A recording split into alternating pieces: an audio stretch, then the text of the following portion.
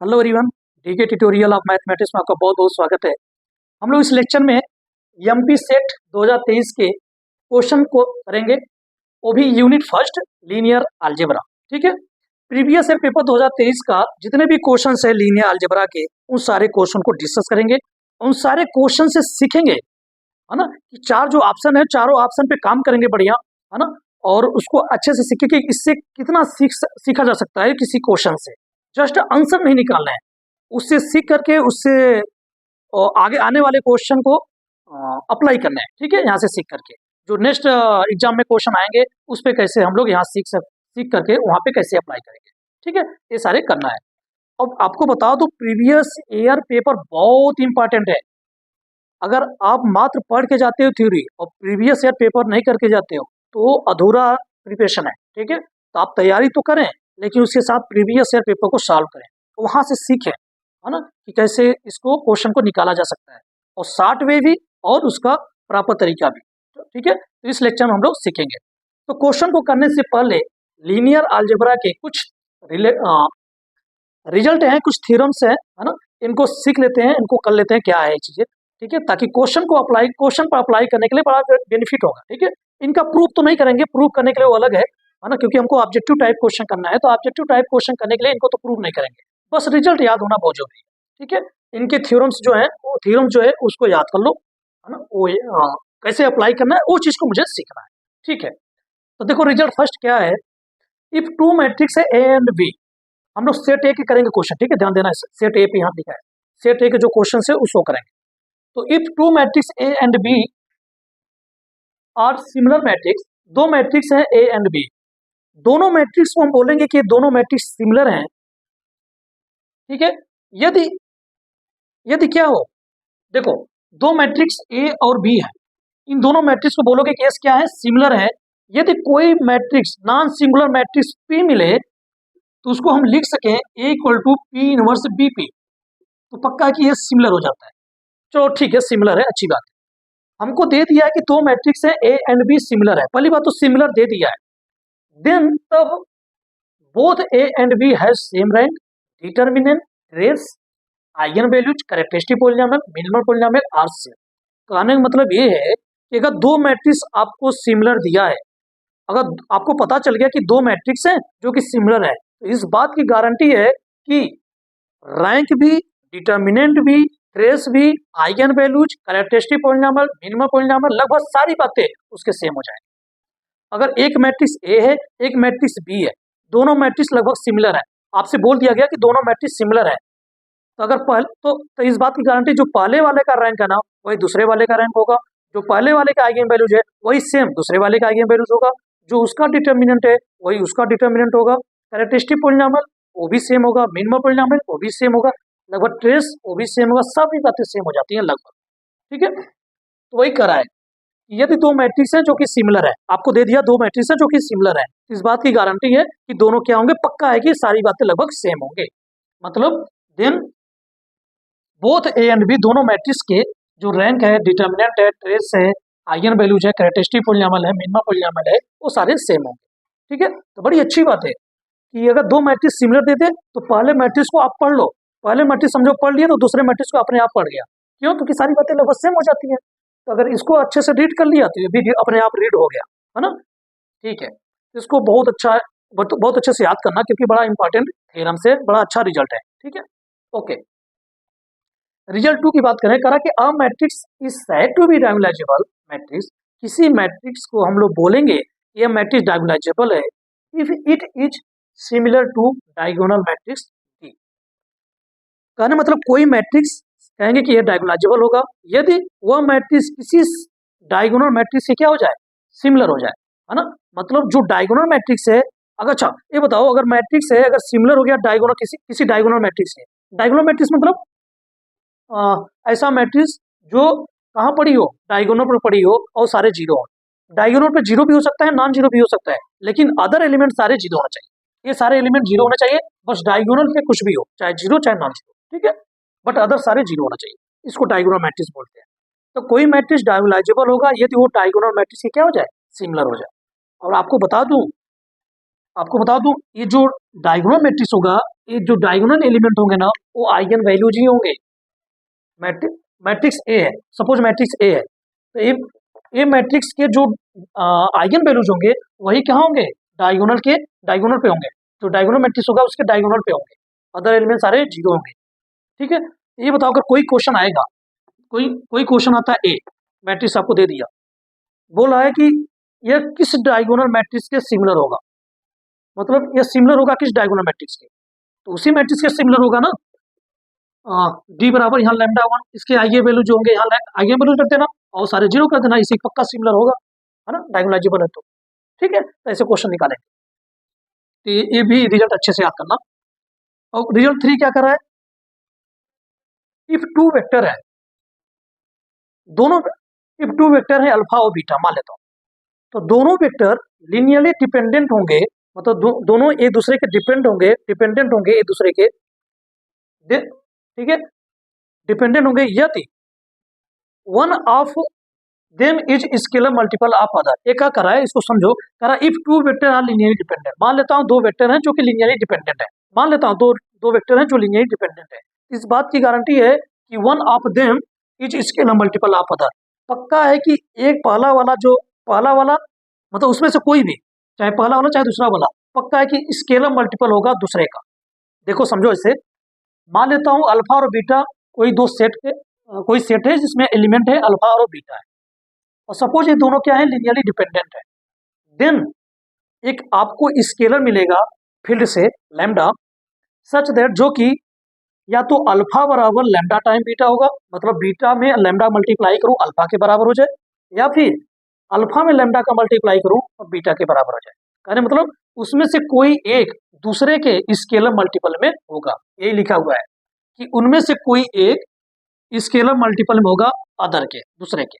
ठीक है, तो if two vector are linear dependent, यदि दो वेक्टर हैं जो कि क्या है, लीनियरली डिपेंडेंट है, तब पक्का है कि वन ऑफ देम उसमें से कोई एक दूसरे के स्केलर मल्टीपल में लिखा जाएगा, मतलब दूसरे वाले में किसी नंबर से गुणा करूं और दूसरा वाला बन जाए। ठीक है, किसी में गुणा करूं दूसरा वाला वेक्टर बन जाए। ठीक है, जैसे देखो अल्फा मान लो 2 4 है और बीटा मान लो 1 2 है, तो देखो ना इसमें 2 का गुणा करोगे तो ये बन जाएगा, अगर बीटा में 2 का गुणा करोगे तो अल्फा बन जाएगा, तो लैम्डा बराबर क्या मिला, 2 मिल गया ना। तो इसमें से कोई एक जो है स्केलर मल्टीपल है, 2 का मल्टीपल है कौन, अल्फा वाला, इसमें इसका 2 का है ना, इसमें 2 का गुणा करोगे तो ये बन जाएगा, इसमें 2 का भाग करोगे तो ये बन जाएगा, है ना, तो this is a scalar multiple, है ना, अदर। तो दिस इज ए रिजल्ट, ये 3 रिजल्ट है, इनको याद रखना। कुछ 2 रिजल्ट और करते हैं, बड़ा अच्छा रिजल्ट है, इसको हटाते हैं, इसको लिख लो अच्छे से।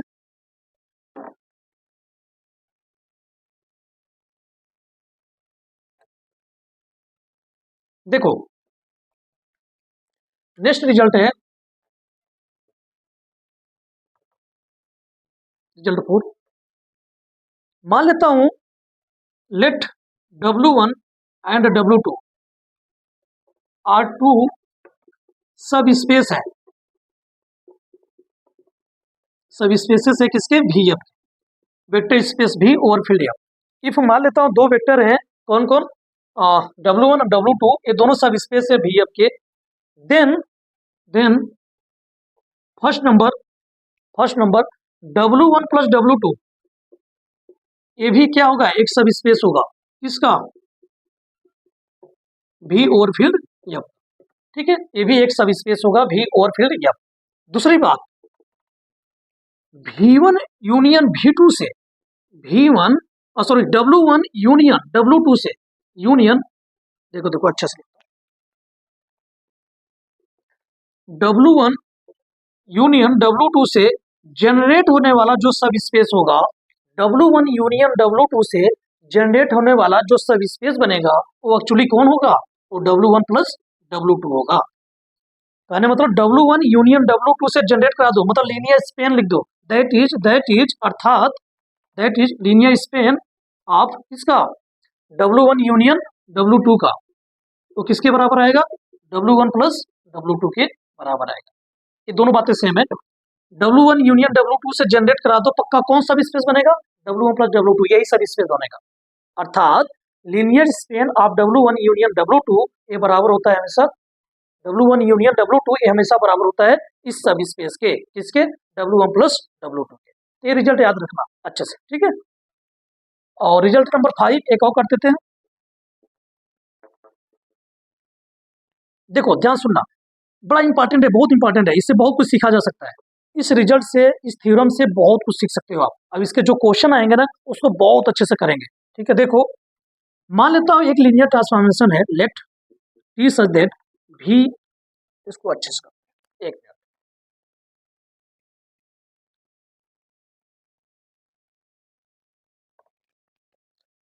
लेट, देखो रिजल्ट है 5।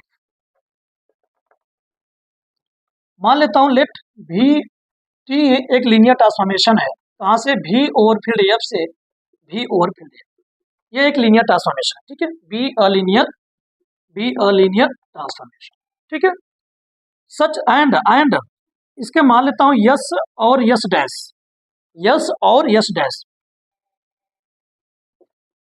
आर बेसिस है, are basis of V F, ध्यान देना, यस, ठीक है, ध्यान देना। लेट टी सदे वी एफ और वी एफ भी लीनियर ट्रांसफॉर्मेशन।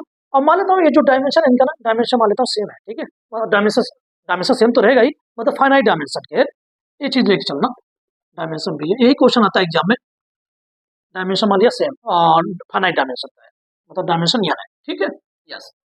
तो कोई लीनियर ट्रांसफॉर्मेशन है, यस और यस डेस इसके क्या है, बेसिस है, ठीक है। सपोज तो आपको बता दो, जब मैट्रिक्स रिप्रेजेंटेशन निकालोगे, ठीक है, किसके, इस बेसिस के रिस्पेक्ट में और इस बेसिस के रिस्पेक्ट में, सपोज आपको एक लीनियर ट्रांसफॉर्मेशन दिया है और दो बेसिस दिए हैं, यस और यस डेस, तो जो आप मैट्रिक्स निकालोगे इस बेसिस के रिस्पेक्ट में, उसको मान लेता हूं वो मैट्रिक्स है T with respect to basis S, ठीक है। और इसके रिस्पेक्ट में जो बेसिस निकालोगे वो क्या होगा, टी विथ यस डैश, मान लेता हूँ ये मैट्रिक्स है, तो जो इसके रिस्पेक्ट में मैट्रिक्स निकालोगे और इसके रिस्पेक्ट में मैट्रिक्स निकालोगे वो दोनों हमेशा सिमिलर होंगे, क्या होंगे, हमेशा सिमिलर होंगे। तो मतलब कोई भी बेसिस आपको दिया हो, सपोज कोई भी बेसिस दिया हो, तो सपोज 2-3 बेसिस दे दिया, 3 बेसिस आपको दे दिया, तो हर बेसिस के रिस्पेक्ट में जो मैट्रिक्स आएगी ना वो हमेशा सिमिलर होंगे। मतलब एक बेसिस के रिस्पेक्ट में आप रीड कर लो, पढ़ लो, समझो कि अदर बेसिस के रिस्पेक्ट में आप मैट्रिक्स को पढ़ लिए। कैसे, क्योंकि पहले बेसिस के रिस्पेक्ट में जो मैट्रिक्स निकालोगे उसके रैंक, क्योंकि सिमिलर है, अदर बेसिस के रिस्पेक्ट में जो मैट्रिक्स आएगी तो उसका पक्का है कि rank, determinant, eigen values, eigen vector, सारी बातें सेम हो जाएगी। तो पहले बेसिस के रिस्पेक्ट में जो आएगा उसका रैंक, डिटर्मिनेंट, है ना, मिनिमम पॉलिनॉमियल, कैरेक्टरिस्टिक पॉलिनॉमियल, वो सारी दूसरे वाले बेसिस के रिस्पेक्ट में जो मैट्रिक्स आएगी उसका भी होगा, ठीक है। तो क्वेश्चन कैसे निकालना है उसकी बात करते हैं। देखो शार्ट कैसे हो जाता है, शॉर्टकट कैसे बन जाते हैं इसमें, देखो ध्यान से, आपको सपोज आपको कोई लीनियर ट्रांसफॉर्मेशन दिया होगा भी से भी, ऐसे सपोज दिया है जिसका डायमेंशन मान लिया फाइनाइट है, डायमेंशन भी फाइनाइट है, ठीक है, यान का सपोज, और आपको क्या कर रहा है कि एक बेसिस दिया हुआ है। अच्छा एक काम करते हैं, थोड़ा पार्टिकुलर लेके चलते हैं, एक काम करते हैं, इसको आर स्क्वायर से आर स्क्वायर मान लेता हूँ, पार्टिकुलर मान लेता हूँ, इसका डायमेंशन कितना है, 2 है, ये लीनियर ट्रांसफॉर्मेशन है। और आपको बेसिस दिया है कि इस बेसिस के रिस्पेक्ट में आपको बेसिस मान लेता हूँ दिया है 1,1 और -1,1 या -1,0 जो भी हो, ठीक है, सपोज ये बेसिस दिया।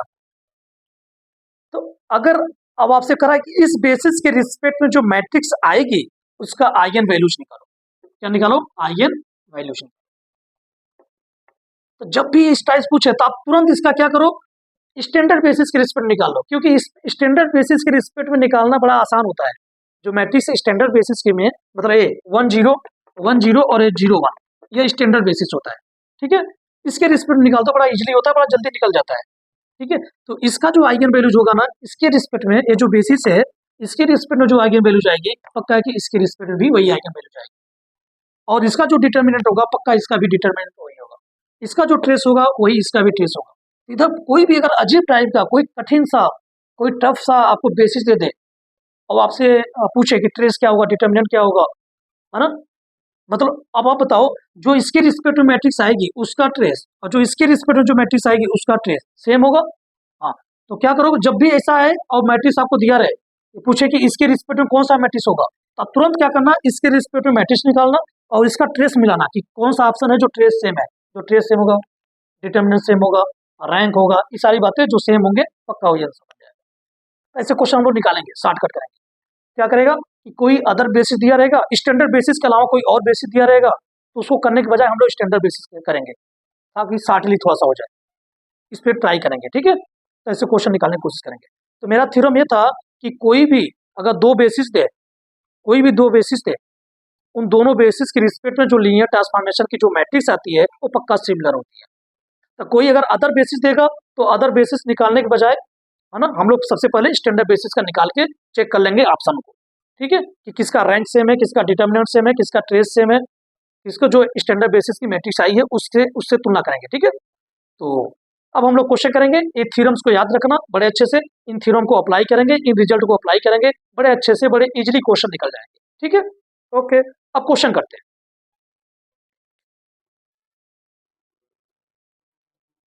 देखो क्वेश्चन है 2023 का क्वेश्चन है, सेट ए का क्वेश्चन नंबर 58 है, ठीक है।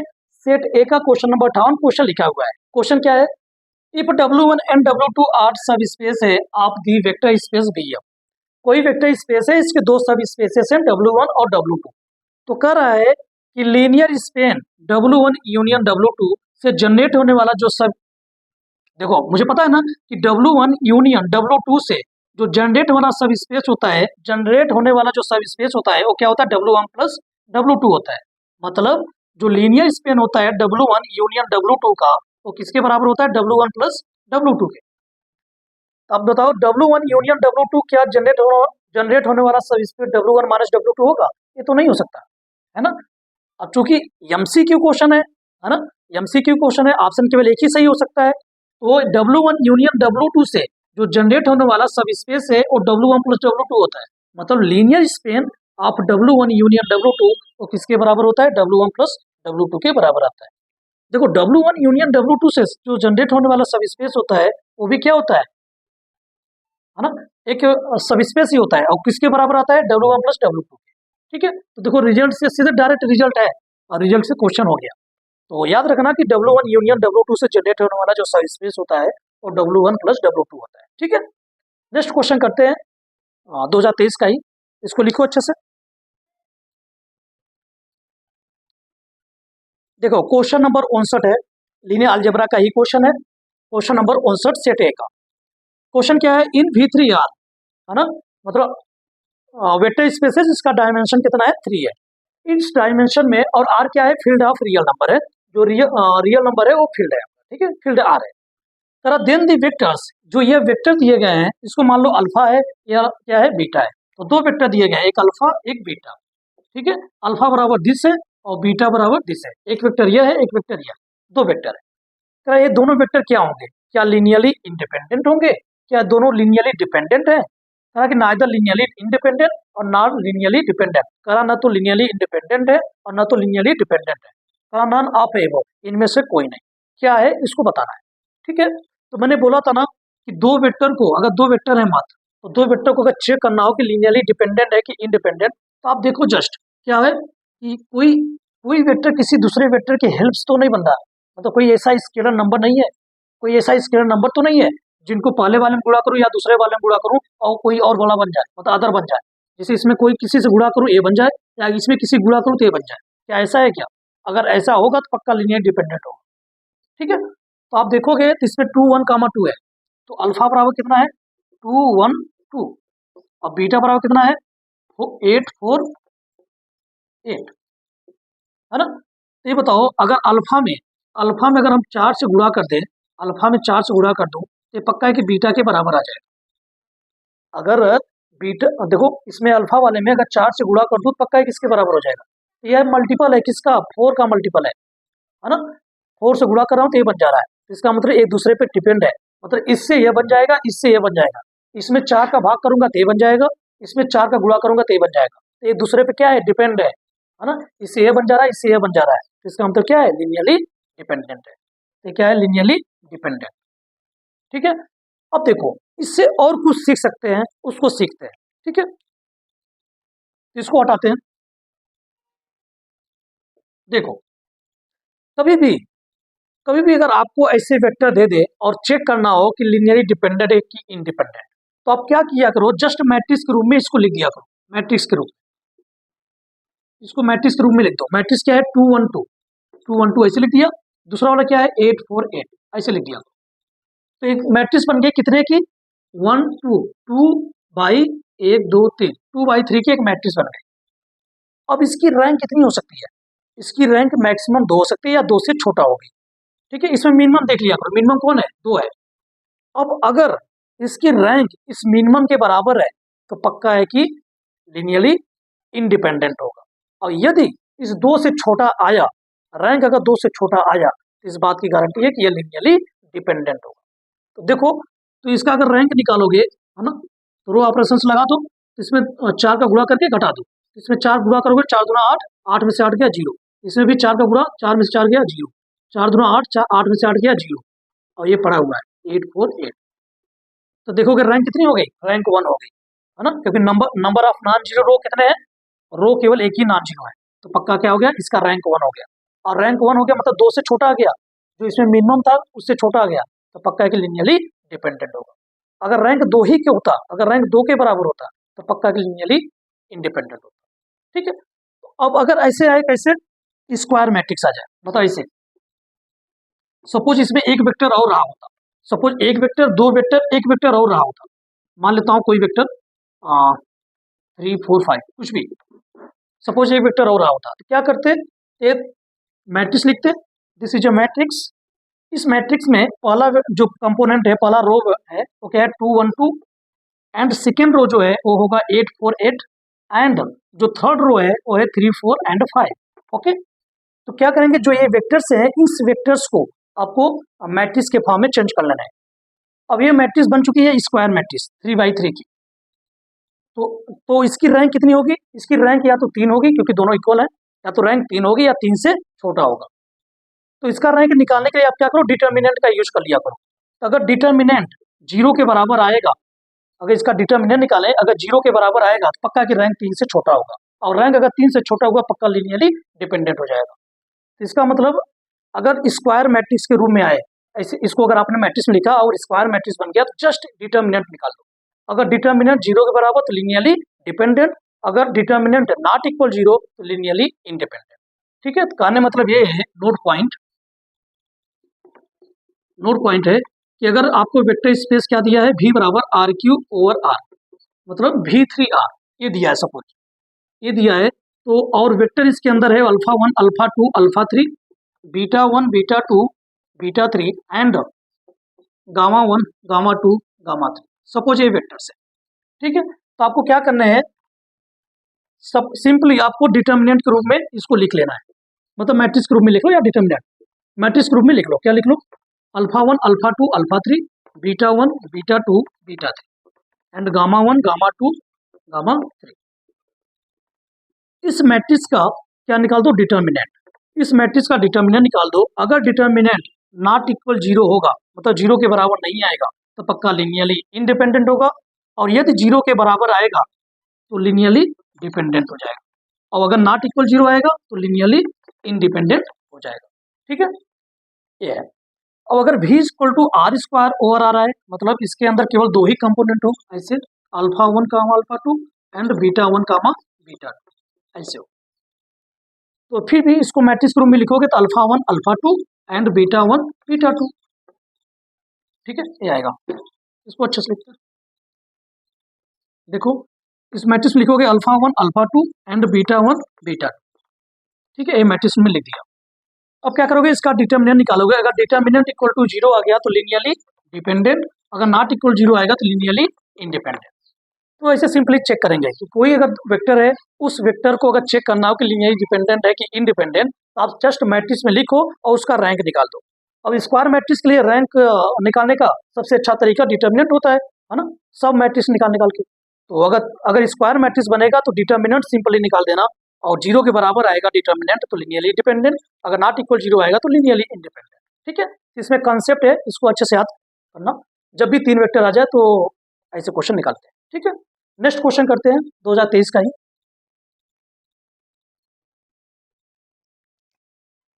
देखो एक क्वेश्चन है 2023 के, क्वेश्चन नंबर 60 और क्वेश्चन नंबर 57। इन दोनों क्वेश्चन को बहुत अच्छे से करते हैं और इनसे सीखते हैं कि क्या चीजें हैं। ठीक है, देखो करा for any matrix over the field of C plus dot, मतलब एक कॉम्प्लेक्स नंबर का फील्ड दिया है ना, कॉम्प्लेक्स नंबर है, फील्ड में कॉम्प्लेक्स नंबर है। ओके, तो करा the diagonal matrix of the matrix this, करा इस मैट्रिक्स का कौन सा डायगोनल मैट्रिक्स होगा इस ऑप्शन में। इस मैट्रिक्स का डायगोनल मैट्रिक्स क्या ये होगा, इस मैट्रिक्स का डायगोनल मैट्रिक्स क्या ये होगा, कि क्या होगा कि नन ऑफ दिस, इनमें से कोई नहीं होगा, ऐसा मुझे बताना है। ठीक है, तो देखो कंसेप्ट है इसका कि कोई मैट्रिक्स, अब ये कह रहा है कि किसी कौन सा ऐसा ऑप्शन है जिस की डायगोनल मैट्रिक्स इसका होगा, है ना, इसका कौन सा डायगोनल मैट्रिक्स होगा, तो कहना मतलब ये डायगोनालाइजेबल रहा होगा, तभी तो किसी डायगोनल मैट्रिक्स के सिमिलर होगा। ठीक है, इसका डायगोनल होगा। देखो किसी मैट्रिक्स का अगर डायगोनल मिल रहा है, किसी मैट्रिक्स का इसमें तो डायगोनालाइजेबल है ना, तो देखो ध्यान से, तो यह मैट्रिक्स डायगोनालाइजेबल है तो पक्का है कि डायगोनल मैट्रिक्स के सिमिलर होगा, है ना। अगर कोई मैट्रिक्स इसमें है, 4 ऑप्शन है, अगर इसका कोई भी अगर डायगोनल मैट्रिक्स होगा तो पक्का को उस मैट्रिक्स के सिमिलर रहा होगा, क्योंकि डायगोनालाइजेबल की डेफिनेशन है कि कोई मैट्रिक्स का कोई डायगोनल है तो पक्का उसका सिमिलर है, डायगोनालाइजेबल है ना। कोई मैट्रिक्स डायगोनालाइजेबल है यदि वो सिमिलर हो किसके, डायगोनल मैट्रिक्स का। और कोई मैट्रिक्स अगर डायगोनल मिल रहा है ना, डायगोनल मैट्रिक्स मिल रहा है तो पक्का उसके सिमिलर ही है। इसका मतलब डायगोनल जो मैट्रिक्स है उसका रैंक और मैट्रिक्स का रैंक दोनों सेम होंगे। अब इसका डिटर्मिनेंट और डायगोनल मैट्रिक्स का डिटर्मिनेंट सेम होगा, कहने मतलब अगर इसमें चारों ऑप्शन में से, मतलब ये 1 2 3, इन तीनों में से अगर कोई मैट्रिक्स डायगोनल मैट्रिक्स होगा पक्का है कि इसके सिमिलर ही होगा, कहने मतलब इसका रैंक और इसमें चारों ऑप्शन में से उसका रैंक सेम होगा, और इसका डिटर्मिनेंट उसका डिटर्मिनेंट सेम होगा, इसके आइगन वैल्यूज उसके आइगन वैल्यूज सेम होंगे। तो करते हैं, तो इसका ट्रेस निकाल लेते हैं। अगर कोई भी ऑप्शन होगा तो पक्का इसके सिमिलर होगा, कहने मतलब इसका ट्रेस और ऑप्शन का ट्रेस सेम होगा। इसका ट्रेस क्या होगा, इसका ट्रेस, तो ट्रेस किसके बराबर होता है, ट्रेस की अगर बात करें, ट्रेस बराबर होता है, ट्रेस बराबर होता है जो मैट्रिक्स है, इस मैट्रिक्स के डायगोनल एलिमेंट है इनका सम, इनका जोड़, 3 3 6, इनको जोड़ दो, डायगोनल एलिमेंट को जोड़ दो, वही ट्रेस होता है। तो इस मैट्रिक्स का ट्रेस किसके बराबर है, 6 के। ठीक है, तो ये उसी के ऑप्शन में वही सही होगा जिसका ट्रेस 6 होगा, मतलब ऑप्शन वो गलत होंगे जिसका ट्रेस 6 नहीं होगा। देखो ऑप्शन मारना नहीं है, ऑप्शन टिक नहीं करना है, ऑप्शन को डिस्कार्ड करना है, गलत छांटना है। ठीक है, तो हमको क्या करना है, इसका ट्रेस 6 आ रहा है, इसका मतलब अगर कोई इस ऑप्शन में डायगोनल मैट्रिक्स होगा तो पक्का है कि उसका भी ट्रेस 6 होना चाहिए, अगर नहीं है तो वो नहीं हो सकता, वो ऑप्शन गलत है। तो बताओ इसका ट्रेस क्या है, 6 है। अब इस मैट्रिक्स का कोई भी डायगोनल होगा तो पक्का है कि उसका भी ट्रेस 6 होगा। इसका ट्रेस कितना है, तो इसको जोड़ोगे तो 1 1 कट जाएगा, आई 2 आई, 6 नहीं है 2 आई है, इसका मतलब ये ऑप्शन नहीं हो सकता, ये डायगोनल मैट्रिक्स नहीं हो सकता इसका। अगर इसका डायगोनल मैट्रिक्स होता तो इसका भी ट्रेस 6 होता। अब इसका कितना ट्रेस है, तो 3 3 6, 6 प्लस 4 आई, 6 प्लस 4 आई है, तो इसका मतलब ये भी ट्रेस 6 नहीं है, इसलिए ये भी ऑप्शन नहीं हो सकता। क्यों, क्योंकि अगर ये डायगोनल मैट्रिक्स होता है इसका ट्रेस और इसका ट्रेस सेम होता, बट इसका ट्रेस 6 नहीं है, इसका ट्रेस तो 6 है, इसका मतलब ये भी ऑप्शन नहीं हो सकता। इस पे आ जाओ, इसको अगर जोड़ोगे तो 4 आई से 4 आई कट जाएगा, 3 3 6 आ जाएगा, तो इसका मतलब इसका ट्रेस 6 है, तो ठीक है। बट चौथा ऑप्शन देखो, नन ऑफ, देखो अब ऑप्शन मत टिक कर देना तुरंत कि ये चलो 6 आ रहा है तो आंसर हो गया, नहीं, क्योंकि नन ऑफ दीज यहाँ भी लगा है ना, इसको देख लो एक बार, चौथा ऑप्शन नन ऑफ दीज करा, इनमें से कोई नहीं, तो इसका मतलब नन ऑफ दीज आ जाएगा, इसका मतलब हमको थोड़ा सा और काम करना पड़ेगा। तो देखो ध्यान से, बट ये तो 2 ऑप्शन तो पता चल गया कि 2 ऑप्शन नहीं हो सकते, अब 2 ऑप्शन में से कोई होगा। अब एग्जाम में हो, आपको समझ नहीं आ रहा है तो इन दोनों में से, है ना, आपको जो लगे एक टिक कर सकते हो, अगर आपको समझ नहीं आए तो बात कर लो, बट ठीक है यहाँ पे करते हैं। अब ये बताओ, कोई डायगोनल जो मैट्रिक्स होती है वो डायगोनल एलिमेंट पे क्या आता है, लैम्डा 1 लैम्डा 2, मतलब आइगन वैल्यूज ही तो आता है।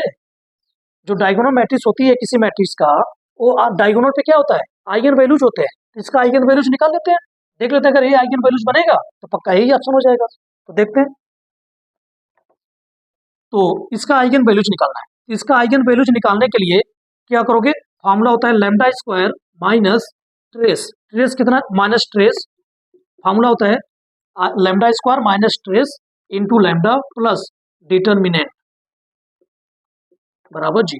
ये जो मैट्रिक्स ए बराबर है क्या, लैम्डा स्क्वायर माइनस ट्रेस, इसका ट्रेस इंटू लैम्डा प्लस इसका डिटर्मिनेंट बराबर 0। अब बताओ लैम्डा स्क्वायर माइनस ट्रेस, इसका ट्रेस कितना है 6, लैम्डा प्लस डिटर्मिनेंट, इसका डिटर्मिनेंट कितना आएगा 3 3 जा 9, बीच में माइनस, इसका माइनस 16, तो कितना आ जाएगा प्लस 25 बराबर 0। अब इसको सॉल्व करोगे,